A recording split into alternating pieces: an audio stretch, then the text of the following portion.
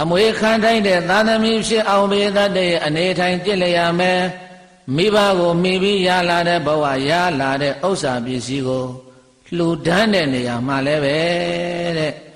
မိဘတွေကိုကုသိုလ်ရစေခြင်းနဲ့ဆန္ဒနဲ့ကုသိုလ်လှုပ်တိုင်းလှုပ်တိုင်းဥထိတ်ထားရမယ်ကုသိုလ်လှုပ်လဲလှုပ်တိုင်းပါတယ်လေဒါကြောင့်ဘယ်နေရာမှာဗာလေးလှူလှူမိဘနှစ်ပါးဥထိတ်ထား၍မိဘနှစ်ပါးရည်စူး၍အသက်ထင်ရှားရှိသေးရင်ဥထိတ်ထားပါအသက်ထင်ရှားမရှိသေးရင်ရည်စူးပါအဲ့ဒီလိုမိဘတွေကိုကုသိုလ်ရစေခြင်းနဲ့ဆန္ဒနဲ့ကုသိုလ်လှုပ်တိုင်းလှုပ်တိုင်းဥထိတ်ထားပြီးတော့တိုင်ပင်ရမယ်အမျှဝေရမယ်နောက်တဲ့အခါအိမ်တောင်ဘက်ရွေးတဲ့နေရာမှာလည်းပဲဘုရားရှင်ကိုရောမြတ်ကဟိုမှာပြောထားပြီးပြီကျွေးမင်းမပြတ်ဆောင်ရဲ့စီမှာမွေခံထိုက်စေလူမြဝေ၍တဲ့မွေခံထိုက်စေကိုယ်ဆွေမျိုးကိုယ်လူမျိုးနော်စောင့်လေမျိုးနဲ့အမျိုးနဲ့ကိုစောင့်ရမယ်တဲ့အမျိုးတူဘာသာတူတဲ့သူနဲ့သာလင်ရွေးပြီးတော့ယူရမယ်အမျိုးမတူဘာသာမတူနဲ့ယူတော့ဘာဖြစ်လဲသာသမီစိတ်ဆင်းရဲနေကြတော့မိဘလဲစိတ်ဆင်းရဲပြီးတော့မျက်ရည်ကျမကြရဘူးလားဒါကြောင့်မိဘမျက်ရည်ကြီးငယ်ကြအောင်ဘယ်တော့မှမလုပ်ရဘူးတဲ့မိဘမျက်ရည်တစ်ပေါက်ကျသွားတာဟာလေရေနွေးအိုးတအိုးလောင်းချခံရတာတဲ့ပို့ပြီးတော့ပူပြင်းတယ်ဥပမာဘာနဲ့ပေတာတော့ဆိုရင်တော်တလင်းလာမှာထွက်တဲ့နေတဲ့ဘယ်လာမှာထွက်တဲ့နေတော်တလင်းလာမှာထွက်တဲ့နေဗမာစကားရှိတယ်ပရိသတ်ရေတော်တလင်းနေပဇွန်သေးတဲ့ဗါတဲ့လေတော်တလင်းလာမှာထွက်တဲ့နေရဘာဖြစ်လို့တခြားလာမှာထွက်တဲ့နေတဲ့ပို့ပြီးတော့ပူပြင်းတာလဲဆိုရင်တဲ့အပူနဲ့အေးတဲ့ဘာနဲ့လဲစမ်းကျင်မဲ့တိုက်ခိုက်ပြီးတော့မှထွက်လာရတာတော်တလင်းလာဆိုတာဝါတွင်းကြီးတော်တလင်းလာဆိုတာဗါတဲ့လေဝါတွင်းဆိုတော့ကောင်းငင်မှာမိုးသားမိုးတိမ်မိုးရိပ်တွေမရှိဘူးလားအဲ့ဒါကအေးဓာတ်နေကအပူဓာတ်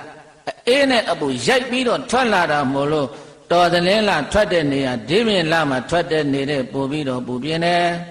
မိဘတို့ရဲ့မျက်ရည်ဟာလည်းပဲပြေတတ်တယ်မေတ္တာကရုဏာမုဒိတာဥပက္ခဆိုတဲ့ဗျမစိတ်ကြားကနေပြီးတော့ထွက်လာရတဲ့မျက်ရည်မို့လို့ရေနွေးတအိုးပူတာကအပေါ်ယံအရေပြားကိုပဲလောင်းတယ်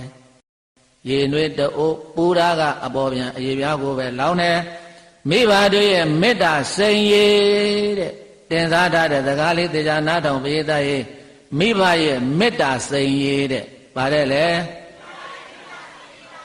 မိဘရဲ့မေတ္တာစိတ်သိရင်တော့အဲ့ဒီသာသမီဘဝတစ်လျှောက်လုံးပစ္စည်းဥစ္စာပြည့်စုံပေမဲ့လို့စိတ်မချမ်းသာဘူးတဲ့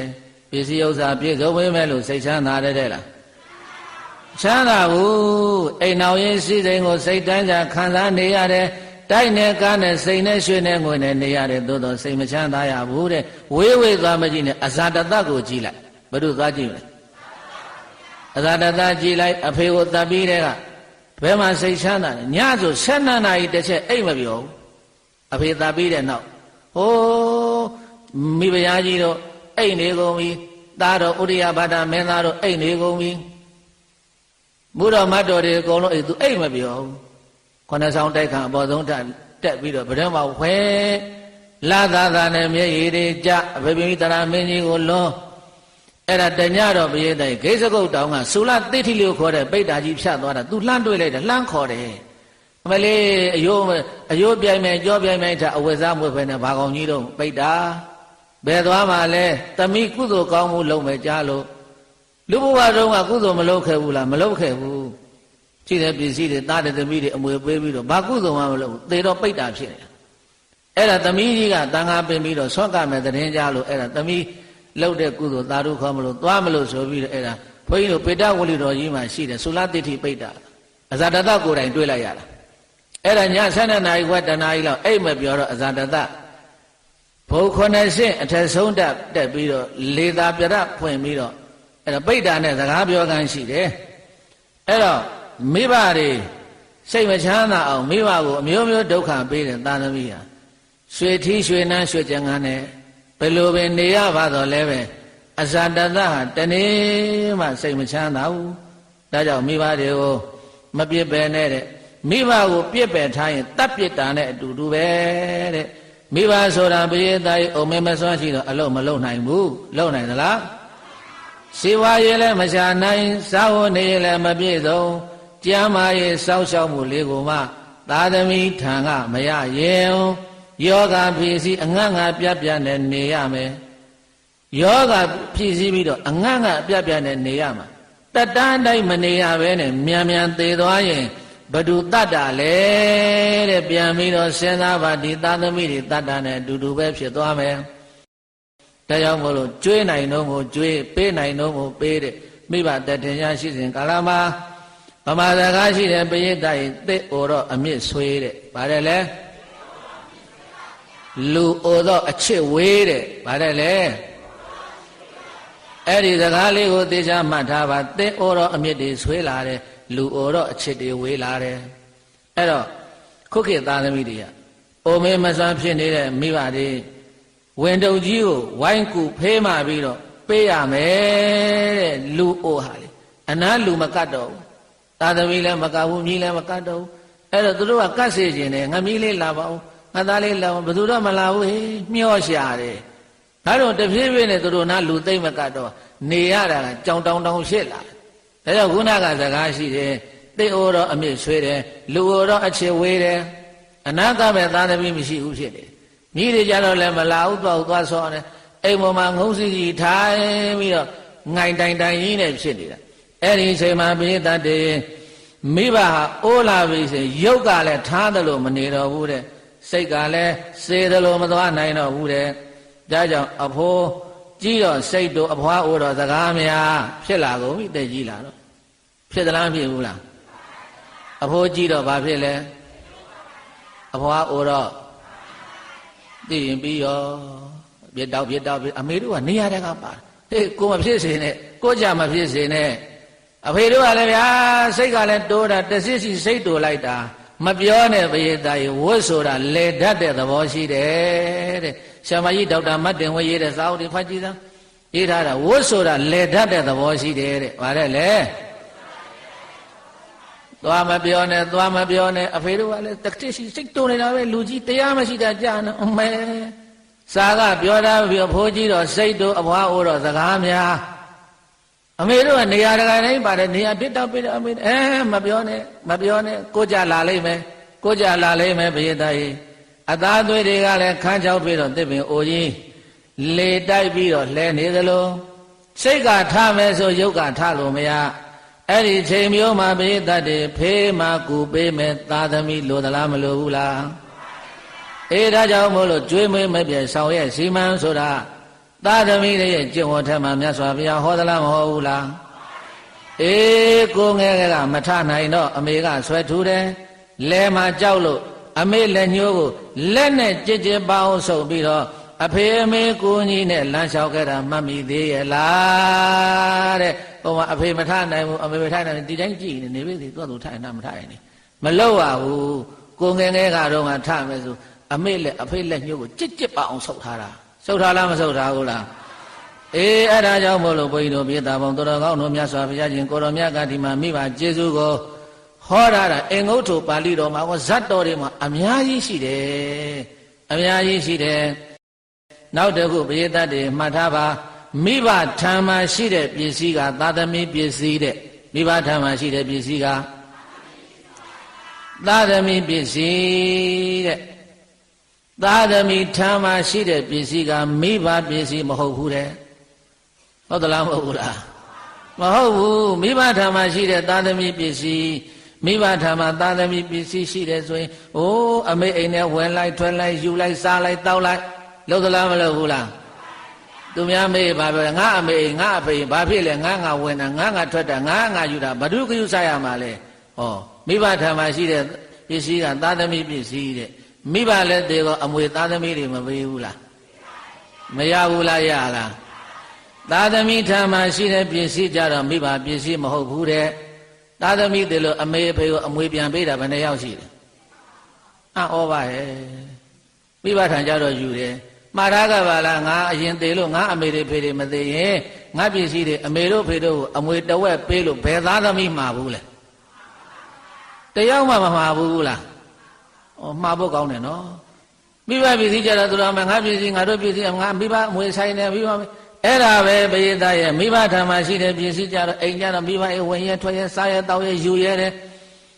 မိဘကြတော့သာသမီအိမ်မော်တက်ပြီးတော့ပရိသတ်တွေမယူရဲဘူးမစားရဲဘူးမတောက်ရဲဘူးဘာဖြစ်လို့တော့သားကကြည်ပြုပေမဲ့လို့သိပြီးရောမပြောချင်လို့ရနေတာသားကကြည်ပြုပေမဲ့လို့ချွေးမကနှခမ်းဆိုရင်အဲ့ဒီအမေကြီးအိမ်မော်တက်ရဲလားမတက်ရဲဘူးတဲ့ပရိသတ်သမီးကကြည်ပြုပေမဲ့လို့တမက်ကမကြည်ပြုဘူးဆိုရင်ဒါကြောင့်မလို့မိဘပစ္စည်းတာသာသမီဟာဖြစ်တယ်သာသမီပစ္စည်းဘရောမှမိဘဟာမဖြစ်ဘူးတဲ့အဲဒါကြောင့်မလို့ကျေးဇူးကြီးတဲ့မိဘတွေကိုပရိသတ်တွေမပြေထားပဲနဲ့ကျေးဇူးဆက်ပါကျေးဇူးဆန်ပြီးနောက်ပိုင်းတော့ပြောမယ်အဲ့တော့အဲ့လိုကျေးဇူးမဆက်ဖဲနဲ့မိဘတွေကိုပြစ်ထားရင်ဘုရားရှင်ကိုရောမြတ်ကဝတ္တလသုတ်တံမှာယောမတရံဝါပိတရံဝါဇိနကံကတယုဗနံဘဟုသန္တောနပရတိတံဇေညာဝတ္တလောဣတိယောသူတထုကပြုတ်ပေးမှုသည်ကျေးဇူးတရားမသိတတ်သောသာမိုက်သမီးမိုက်သည်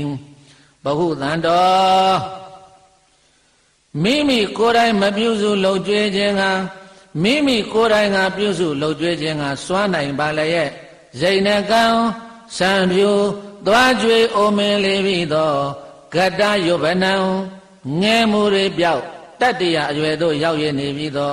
မာတရံဝါမြင့်မို့မကကြီးလာကုန်အင်းမွေးမိခင်ကို၎င်းဗိတရံဝါမြင့်မို့မကကြီးလာကုန်ရင်မွေးဖခင်ကို၎င်းနာဘရတိမွေးပေဘူးသည့်ကျေးဇူးမေတ္တာမွေးပေဘူးသည့်ကျေးဇူးမေတ္တာတိတ္တကားဖြင့်တရာဖွေဖြူမွေးမြူခြင်းမရှိပါပေ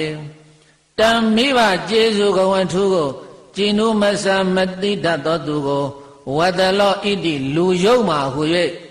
ဇေညာကြိုးကြောင်သင်လျောခွင်းတော်သဖြင့်ခောဝတိမအပ္ပဘေရောတတိ